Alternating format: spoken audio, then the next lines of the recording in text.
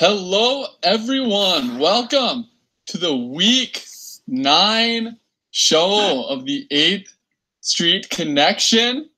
We are joined here today with Trevor Lofstedt. And of course, as always, my lovely co-host, Devin Shaw. 2016 champ, what do you have to say for yourself today? Thank you for having me on the show, guys. Coming to you live from Mankato, Minnesota.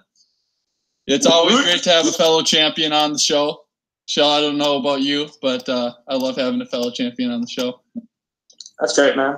Week 8 was an interesting one. It was, usually at this time of the season, we're getting a separation between the top teams and the bottom teams. But I think there was a week of people coming together, in the standings. It was kind of crazy. A lot of people sitting at 3-5, 4-4, and 5-3, which is good in the aspect that everybody still got a chance to play for. You don't think so, Shell? No, it's not good at all. Why is it not good? It's great for ratings. I just want to be in the playoffs, man. I don't want to stress anymore. I'm stressing enough on the weekends. I mean, we'll get to it, but I think there's about 2 people who will should be feeling good about their playoff chances. Yeah. I don't want to be spoiling anything before we get into it. So we will have that teaser hanging over us as we get into the Week 8 review. We'll start with the first game. The Dragons, who banged Austin Nelson, who was now at 4-4 after they take a tough loss to the worst team in the league, Dylan Alderman, weight room optional. Actually, Dylan's team was quite good this week. He used Tom's former running backs, Chris Carson and James Conner, both went for 20 and 35 respectively. Dylan continues to be a monster. Marvin Jones had 2 touchdowns out of nowhere. It was a great week for him, and Austin could not quite catch up. Shell, what do you have to say about this game? Big win. You know what? Dylan didn't even need a tight end. Big win for my division. Thank you, Dylan, for taking care of business, keeping center below me where he should be, like a good girl. James Conner, big week. Thielen, big. I mean, is it like set in stone, like 100 yards, like guaranteed? Like, I don't see any. All 16 weeks, he's going to do it.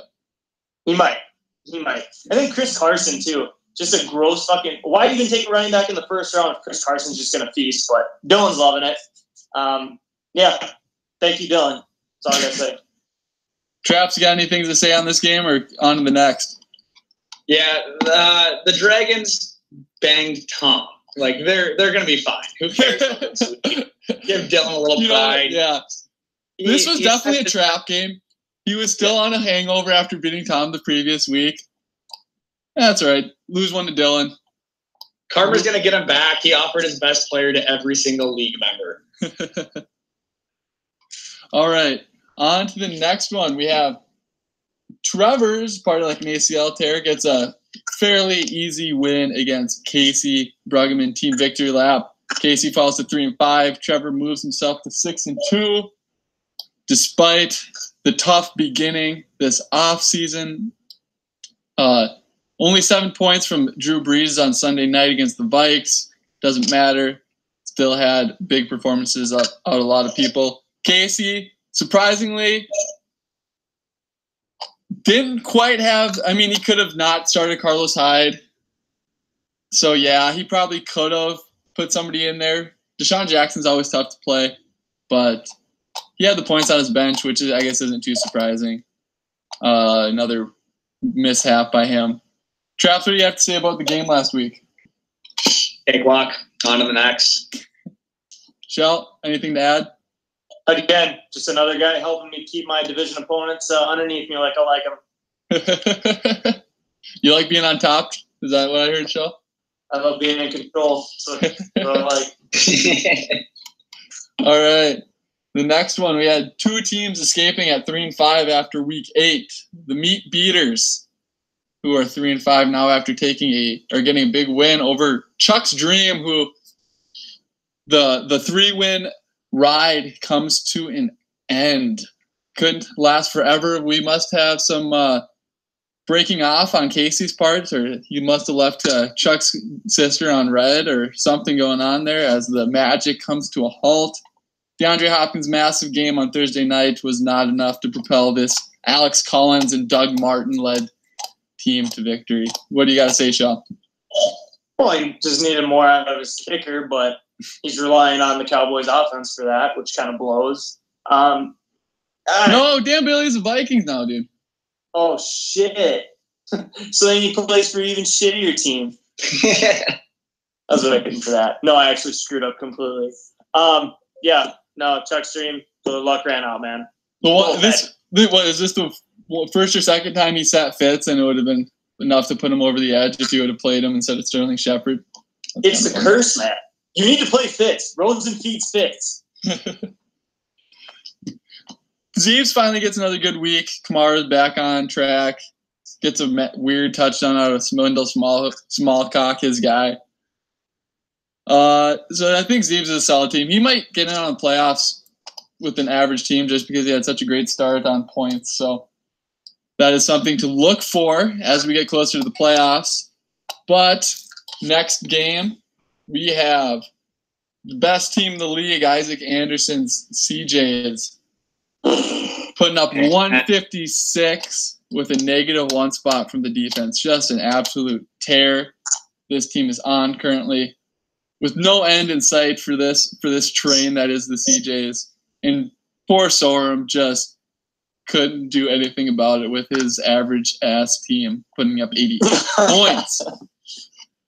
Yeah, he had a big change this week to his starting lineups, which we'll probably get into the preview, but just not a lot going outside of Kirk Cousins and Christian McCaffrey. It's tough going against someone that is guaranteed a 60 spot from his quarterback and his RB1 every freaking week. Yeah. Like, how do you account for something like that? No, it's tough. But so after talking with the GM of said Rudy Spence, he is optimistic after a couple moves that were made in the NFL, which we will get into. Of course, he's optimistic. I think Zeke is on a tear, man. There's no stopping him. There's no stopping him right now. Good for you, Isaac. Travis, what do you have to say? You and him are probably the two best teams currently. You also were the two teams that made the trade last year, the ever talked about controversial as could be trade of Julio Jones for a future second rounder. And both of you guys are still crushing. So what do you have to say? People forget that Isaac lost 1 second-round pick, but I lost 2 second-round picks, and we're still just making you look like little girls in this league. Rudy's chance got pounded by CJ harder than Casey at the 2016 draft party, but to be expected. Good, but I like that. All right. One more before the game of the week. Ooh, that is your game. Shell, you, if I'm not mistaken, put up the lowest score of the week at 79.7. Congratulations to you. Attaboy. You lost by 28 to Zeke and Destroy. Matt Ellingson moves to 5-3. Second place in his division behind Trevor. Looks like Ellie's on his way to another playoff appearance, I would say, but there's still some games left to determine that for sure. Shell, your team was bad this week. Really bad. Chris Thompson, only 3 points. Kenyon Barner on Monday night couldn't do it. Kenny Galladay, 1 catch. T.Y. Hills, 1 catch. What? He couldn't get on the fucking field. Couldn't get on the field. Man, you got to be on the field to make plays. You got to play players that are going to be on the field, dude. That's on you. Yeah, well, desperate times call for desperate measures, and first time not hitting 100 this season, which, it's a shock. It's what my team needed. A slap to the face. You got to get down so we don't motivate the squad. Yep, motivate them. I got to talk to them. I got to talk to my guys. We'll be all right. Optimism. So how's Deonta Foreman doing? Is he coming along, or? Deonta is ready to come back. I heard he has metal on each side of his Achilles tendon to make it robotic, so he's faster now than ever. Faster, yeah, that's what it is. I don't know. I don't know if he's gonna come back. There it is. The truth has come out. All right, last game for week 8 was the game of the week. It was the Bolger Morts versus the Tommy Potters. And this game went the way as it has the past 4 years. It has been me slaughtering the Tommy Potters, the Bolger putting a dark spell on the Tommy Potters. For the sake of league history here, I did some research before the show, just to let you guys all know. There's been 5 seasons here. This is the 5th season, so 5 regular season games I have played Tom. I am 5-0 in these games with an average score of 126.6 to Tommy's average score of 96.9. Now, I did take some math classes at Concordia, but don't need to take college math to tell you that is a 30-point difference. I have just slaughtered Tom, and this makes me truly happy, and I am fine with whatever happens the rest of the year that I have given Tom a big loss. So with that said, you guys have anything to say about this game, or should we just move on? Sorry, rivalry at this point. No, it's not really a rivalry. It's like the Bills versus the Patriots or something. Like, it's not really a rivalry. One thing I'll mention. Tom had one player left to play at the flex spot: Gronk, Shady, or Gordon. He was all day on Monday. He was deciding who to play, who gives him that best chance. He could have started all 3 players, and he still would have lost to me. So that is what I have to say for the final comment on Week 8, and that is a wrap. So do a quick free agent report here. It's kind of a big day for free agents after a couple quieter ones. And the Dragons, who banked Tom, Austin puts in the biggest bid on Cortland Sutton, the most sought after free agent probably this year. He went for 40. Unless, didn't you put in plus 40 on some wide receiver, Shell? I thought Lindsey went for a lot. Or no, Isaac put a lot on Calvin Ridley. Yeah. I may have been known to maybe put like a 30 spot on D.U. Westbrook, but that's Is he on waivers? I didn't see him on your team when I just went through the recap. Someone picked him up. He's dead. You know, I will say, I feel like a lot of people texted me about a while ago about Lindsey, and that was a bad pickup for Casey, but it's proven to be quite the pickup. He's been really good. People got to put too much on him, but could not be further from the truth. Anyways, Austin puts $3 more on Cortland Sutton than I did. I put 37, couldn't quite get him. Dylan put 31 on him, another high bid, and Shell put 25, who's now absent from the screen. Don't know where he went. Then the next 2 additions were Brett Bergeson gets $10 on Josh Adams, who had a big role Sunday morning for the Eagles, and $9 on DJ Moore, who I assume he'll probably use against me this week. Other than that, just some quarterbacks and defenses that were picked up. With that said, we'll go on to the interview portion of Trevor. There is Shell. You have anything to say about free agents, or are you good? Yeah, we wrapped them up when you were gone. All right. With that said, Trevor, really give us your thoughts on your team this so far this year. Is it compared to your 2016 team that looked like it was going to take control of the league? You know, or does it feel a little different? I felt a lot more confident in, I think it was 2015. I think it was actually. Yeah. Yeah, rolling everyone, and I took the second place trophy at the end of the year. The team felt a lot better. This one is history proves itself. The next couple weeks, I will have to be not even starting any running backs because all of them will be dead or severely hurt. And I was afraid my boy Powell is going to possibly never walk again after his neck injury. Yeah, there was reports of that. Yeah, it's a damn shame. If you're on my roster and you're running back, don't be pissing off the karma gods, that's for sure. All right, hey, Trevor, I've been thinking this a lot this year. I even thought this before the season started. I thought that everybody had pretty solid teams. I think that this year, more than ever, we have more parity between the teams. I think everybody any given week has a chance to win. I mean, obviously yours and Isaac's teams are probably best, but I really do think a lot of the owners have gotten better. I don't know if it's more information easily available, people putting in more time, but I really think that. Do you agree with that, Trevor?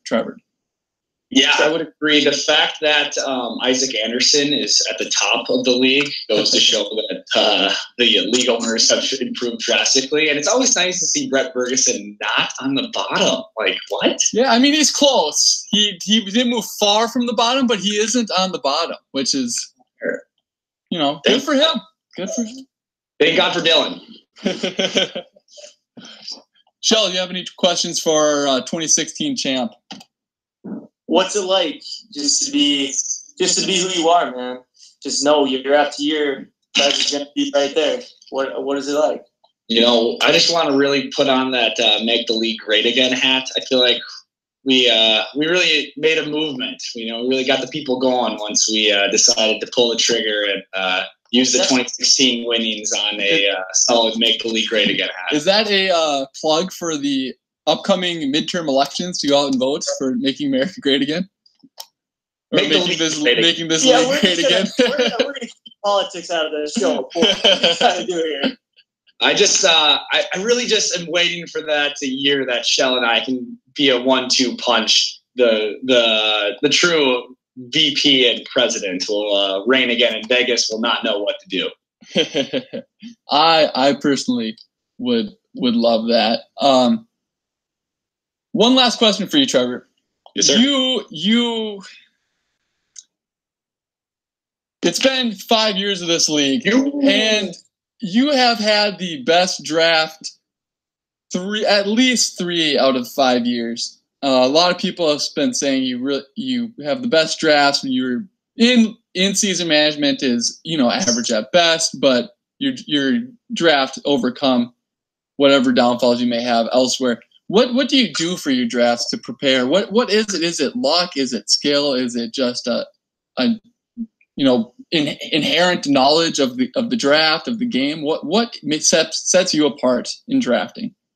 Well, I think if it's happened more than once, it's got to be considered skill. My maybe a little biased opinion. I also think Adam Schefter is a close relative of mine, so we do often text quite a bit. You text and talk more than people know. I also believe this could be have to be fact checked at some point, but I've sat next to Austin Nelson, I think, for every single draft. My one strategy has been to point out people that I want, and he just takes them in front of me. So I just have a full gamut of players to choose. Thanks again for taking Darren Sproles last year. I feel like that's every year you say you want Darren Sproles, and then Austin drafts him instead of you. And then, one play later, he breaks his arm and his leg at the same time. Exactly. All right. Shell, you got any other questions for our man, the myth, the legend, Trevor Lofstedt? You ready for the Thunder? Let's get into these previews, baby. Okay.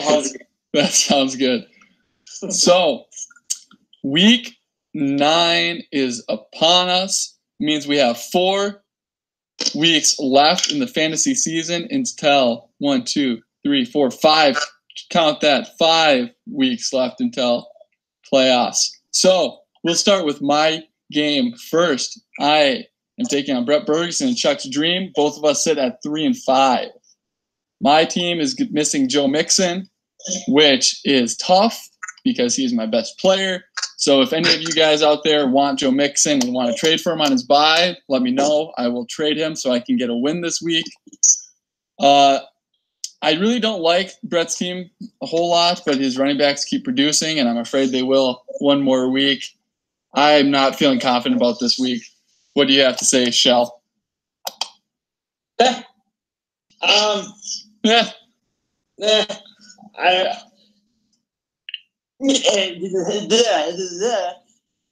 Is that your thoughts on 2, 3, and 5 teams playing against each other? Honestly, it is. Chuck's Dream, unless the magic happens with Casey, I don't see any way in which you lose. I just don't think his team is very good. And I'm sorry. I'm sneakily worried that Doug Martin's going to put up like 100 yards and 2 touchdowns tomorrow night against San Fran. What was it, like 2011, where he had that Thursday night game at the Metrodome? That was my freshman year at Concordia. It was 2012. Yeah, so he could do that. The Thursday night curse. We just booked it. Yeah, we did. We booked it. 203 touchdowns for Doug Martin, circa 2016 against the Vikes. Yeah, no, I like you unless Casey has sex this weekend. Hey, Casey going to Minneapolis. Oh yeah, that was gonna be brought up. Don't worry. Okay, I just had to bring it up. Yeah. Teaser. They play the Gophers. Guess who else is in the city? Let's see. Oh, he's got to at least try. Shoot your shot, baby. 2018, shoot your shot. Traps, who you got in this matchup? I got to pull for my boy Bergie. He's got so many Vikings players on his team every single year where I just hope that somehow his team starts playing well so the Vikings can start playing well again. He doesn't even have, Thielen or Diggs, though. It's just Bailey and Latavius Murray. I shouldn't make fun of Latavius Murray. He's been really good lately. But so you got Traps in this matchup? Or Brett in this matchup, Traps? I think KC pulls the W away for Brett Bergson. Yeah, that bastard Casey. He probably will too. All right, on to the next one. We have the Tommy Potters, who are sitting at 4-4, in serious danger, dipping below 500 as he takes on the Fighting CJs, the Fighting Girlies, the Fighting Mahomes, who now have Aaron Jones, who has been unleashed. Isaac does have Marlon Mack on his bench this week, and Tyler Boyd have been very good. But Tommy doubles down with Wentz, Zach Ertz, David Johnson, all on his bench. So, Shell, what do you think of this game? How in God's name can you predict Todd Gurley to only have 21 points at New Orleans? Are you fucking psychotic, ESPN? At least just throw 31 because that will be more accurate to his 45 spot he could potentially put up. All right. The only way Tommy Potter has a freaking chance in this game, this is the Appalachian State going to Alabama week 1. This is bad, man. If Ryan Fitzmagic can do some wizard-ass psychotic shit, dude, I just gonna see him roll Tommy. Fitzpatrick could probably put up 40 points this weekend. I still don't see a way he can take out a win. Like Todd Gurley, it should be projected for 30 points, honestly. His role is so insane, and they're playing the Saints, who have that game's projected for 60 points in Vegas. The Rams are projected for 30 points, two of which touchdowns have to be Gurley. No, Todd Gurley won't score any touchdowns. Let's right. keep it at 1 with yards. It's nuts. It's just crazy. Traps, do you agree or do you disagree? You're going with the Tommy Potters this week. I see Mahomes and Robert Woods, or Mahomes and Travis Kelce are going against Cleveland. Cleveland's Tom's team. Cleveland's revamped with whole new management. That's right. Let's fucking roll Tommy. All right. You heard it here first. Trevor's got money on the Tommy Potters. Greg Williams, Bounty Gate, 2K18. They're headhunting for Kelce and Mahomes. Mahomes is going to be dead the first play of the game, and someone's going to get a fat paycheck from Greg Williams for it. Okay, the next one is the Meat Beaters, who are 3-5, against Rudy's Chance, who is 4-4. It's somehow tied with Tommy Potter amongst the top of that division. Zeebs has got the highest projected player on the week, with Cam Newton projected 25 points against the atrocious Tampa Bay Bucs defense. He has a lot to be desired at his second running back spot, but even with that question mark, it's tough to pick against him. A lot of bye week struggles here for both teams. So, Shaw, I'll let you talk about Sorm and how his team changed this week at the old trade deadline. Big changes. Obviously, Demaryius Thomas gets a brand new shiny rocket arm to throw him the ball, Mr. Deshaun Watson. And Golden Tate, text from said Patrick Sorm, league GM of the team, Rudy's Chance, hoping for a revamped Golden Tate since Carson Wentz was able to propel his team last year. He's hoping that he can propel Golden Tate to further help his wide receiver corps. That is the biggest Patrick Sorm stretch I have ever heard, and there has been a lot of big Patrick Sorm stretches in my day. Oh, I love that. But I have an analogy. I feel like the division that is owned by Tommy and Sorm, I don't even give a fuck who the third guy is. Who's the that's like, exactly. That's like our AFC South. But like the Texans are leading it right now, but they're the biggest five-win. That is the AFC South. It is very. Actually, I'm going to write it down. I'm going to lock it up. There will not be a team over 500 after this week in this division. Yeah, that's true. Because Brett's got the best chance of winning against me. Probably Patrick. But for the sake of argument, Brett's got the best chance of winning. Him winning still puts him at 4-5. Yep. So there could be 3, 4, and 5 squads out of that division. That'd be which would be the AFC South, as you said. Yep. I'm just doing a quick rundown here. So Zeebs has got Smallwood on bye. He's obviously starting Kamara. Royce Freeman's didn't practice today. Ronald Jones is probably going to be out. Theo Riddick, questionable. He got unlimited practice. Gio Bernard on bye. That means you have to pick up a running back off waivers to start this week, which is looking very slim. So that might be enough. I just texted Tom today about how gross our running back waiver wire is. It's impossible, man. There's not even like upside or anything on any of the players. There's no backups that you're like, well, if the starter goes down, it's like, no, those guys are all gone too. Yeah. We have Brock Thomas projected as like the number 2 leading running back. And he gets like 1 carry a game. It's like Kyle Juszczyk. That's your best option. Yeah, because he gets 3 targets a game. It's like somewhat safe, but no ceiling at all. Yeah. The meat beaters have 8 guys questionable and 1 doubtful with 2 guys on bye. That is a recipe for disaster. I'm shocked you're not playing him this week, Bolger. I know. I mean, I tried everything I could to make it work, but it would have been too obvious, I think. So I got to be a little more sly on my. Here's optimism for the meat beaters, though. We talked about that one game, America's Game of the Week, happening at 3:00 between the Rams and Saints. He has 2 key components going in that game: Kamara and Brandon Cooks. Yeah. He's also got Cam Newton that has to get into a shootout with Fitzmagic. No, I know. He's definitely got the good pieces. He's just the ancillary players are. Yep. Questionable. Meat beaters. And now looking at the next game, we have weight room optional. Dylan's sitting at 2-6. I threw Dylan a bone this week as I gave him Casey Bruggeman as his matchup, and he's got his entire team on bye. So if you can stop complaining about scheduling conflicts there, Dylan. Casey's got Odell, Carlos Hyde, Ricky Seals-Jones, Cardinals D, and Adam Vinatieri, who are 1, 2, 3, 4, 5 players he started last week, although a lot of those guys are not great. I like Dylan this week.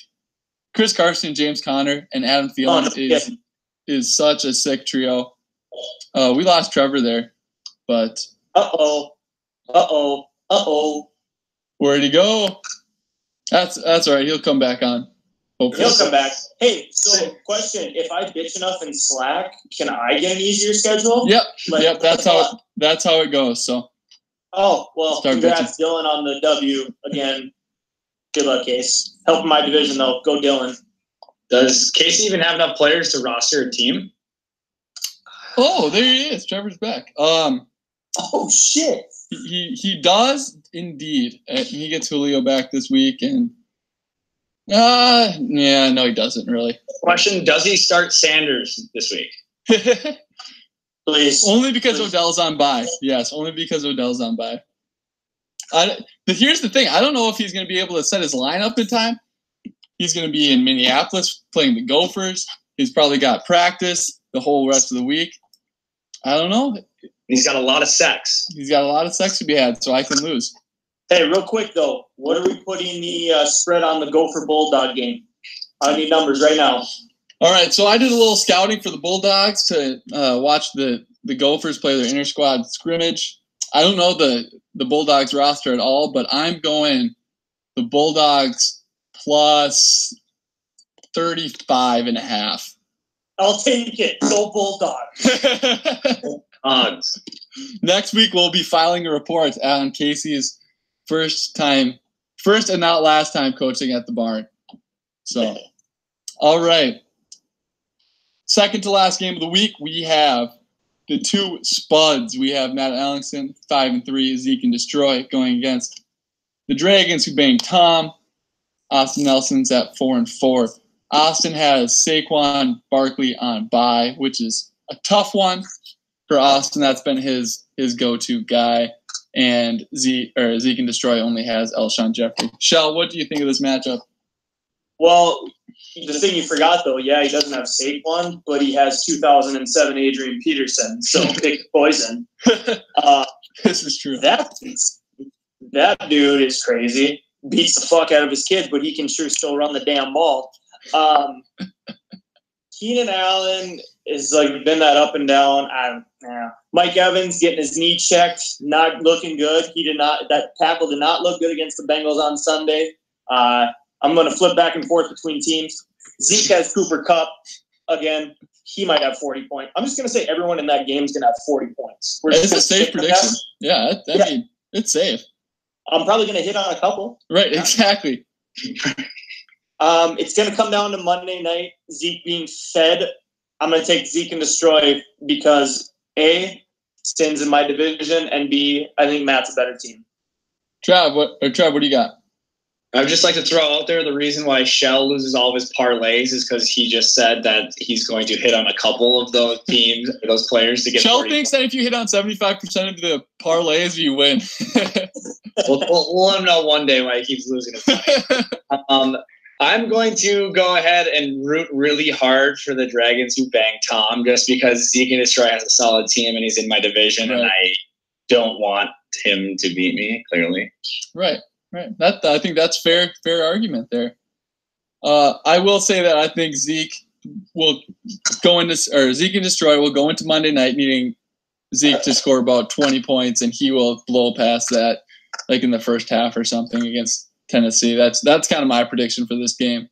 So I also have Zeke and Destroy. That brings us to the last game of the week, which, if you have not noticed, we have not had either of our co-hosts or guest squad. That means they are playing each other in week 9. We have Party Like an ACL tear at 6-2, looking very strong. And then we have Mia Khalifa's lucky day, who is sitting at 5-3, who is 1-3 in his past 4 weeks, who has not rendered the powers of Mia Khalifa, to my knowledge, last week, according to Skype, and it certainly showed in the box score. So, Shell, the question everybody is wondering is, will your Sunday morning ritual be filled with Mia Khalifa's nude body? Nah, it's not. I'm saving. Last Sunday came against Matt, and it wasn't really. I was having breakfast with a bunch of people. I wasn't just gonna go leave and rush one out. When I sit down, I like to focus, be me by myself. That being said, I'm going to save that power because I'm not going to need it this week. I am that confident. I'm going to throttle Trevor and get back up to 6 wins because I need it. I need it more. My team wants it more. Big matchups all across the board. Thursday night, I'm going to be sweating like a goose. Sunday, noon, 3 o'clock. Sunday night, Monday night. It's going to be insane. But Monday night, Amari Cooper, Dion Lewis, they're going to put up 40 just between the two of them. Lock it up. I'm winning. All right, Trevor, what do you have to say to that nonsense? So I think it was 3 weeks back, I actually took a tough L to Mr. Brett Bergeson, and I tuned into this lovely show that you guys put on, and I listened to one Devin Shell talk about unleashing a certain power. I've actually been unleashing a certain power of my own. Oh. So these last 2 weeks, I have just been dominating. And Let me guess. I went all one. Madison. Baby. Unleash those powers all night long. ACL tear's taking this, baby. ACL tear's taking this. I don't think even Mia Khalifa could render that power useless. That's a hell of a shot. That's great. That's exactly what I needed. I have Trevor after that for sure. I mean, the lock. You know what? Yeah, my mind doesn't change. I'm coming for you, homie. Better keep tabs on her Sunday morning. All right. We have almost said it all for week 9, but we have one thing left to do. We have the 2 gamblers of the 8th Street Connection on the same show. So we would be remiss to not get both of their locks of the week. Early edition for week 9. Shell, we'll start with you. What do you got? So last week, Todd Gurley kind of screwed me, but whatever. You win, you lose. Yeah, just to clarify and to remind everybody, Shell locked in the over on the Rams-Packers over-under, which was at 56.5, correct? Something like that. Yeah, anyways, if you did not see, Todd Gurley went down at the 5 in a real sharp move, allowing the Rams to kneel down. And that preserved the under and also the Rams not covering. So big day there for Gurley and Vegas. But anyways, Shell, we need to win money back after last week. So what do we got? Yep. So I'm actually going to make a flip for everyone real quick.